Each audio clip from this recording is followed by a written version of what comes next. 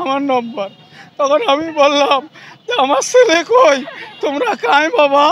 কয় বলে বাবা তোরা কি হন? আমি রেভনের বাবা হই, আমার ছেলে। তো আমার ছেলের লাশ পাওয়া গেছে মাঝের স্বর মেলন বাজারের স্বর, হ্যাঁ, খুনিয়ে গেছে কুটিপাড়া। এলে কি জানি বললো যে মানাস নদীর আইলের ওপরে নাকি এখন কে মারিয়ে কে ফেলে দিয়ে আসলো। হ্যাঁ, এখন মনে করে আমরা তার ন্যায্য বিচার চাই। হ্যাঁ, ন্যায্য বিচার চাই। আর এই আমাদের একটু হুমকি দিছিল, আমাদের বাসায় গেছিল ওই ফিয়া নামের মেয়েটার মা। হ্যাঁ, যায়া মনোয়ারা নাম, উনি যায়া আমার এই মেয়ের টুটি চিপি ধরছিল, আমি ছিলাম না। আমার ওই ছেলের টুটি চিপি ধরছিল, আমি দোকানে ছিলাম। আমি মেডিকেল ক্যাম্পাসের পূর্ব গেটে একটু ছোটোখাটো দোকান করি, আমরা ওই রংপুরিয়ে থাকি। হ্যাঁ, আমরা মনে করে এইভাবে চলি। ওরা ওইভাবে ধমক দিয়ে আসছে, যদি বছরখানিক পরেও হয় ও নাকি দেখি ছাড়বে। আমার ছেলে লাস্টে মারছি।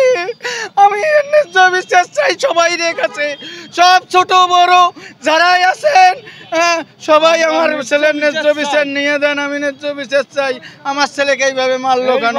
আমার ছেলের বুকে হান আছে, এই দিকে কাটা আছে। আমার ছেলে বান ছিল নাকি এগুলো আমার মুখে ছাওয়ার মুখের অ্যাসিড দিছিল। আমি নিজের বাপ হয়ে যে আমার ছেলের মুখ দেখতে পারি নাই। বুঝছেন, এই আমার আকার কান্না। আমি দেশবাসী সবাই কাছে বিচার চাই, আমার এই ছেলের ন্যায্য বিচার চাই। আমি এই ছেলের ন্যায্য বিচার চাই। আমার ছেলের ন্যায্য বিচার নিয়ে দাও।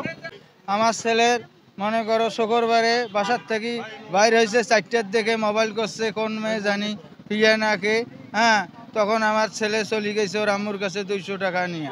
এই শুক্রবার থেকে আমার ছেলে নিখোঁজ। আমি এত মোবাইল করি পাই না, শনিবারে মোবাইল করি তাও পাই না। রবিবারে একজন ওই নম্বর থেকে ওই সাওয়ার মোবাইল নাকি বাড়ি করিয়া সিম ডুবিয়ে তার মোবাইলে বাটন মোবাইলে ডুবিয়ে কল দিছে আমাকে, বাবার নামে সেভ করা ছিল আমার নম্বর।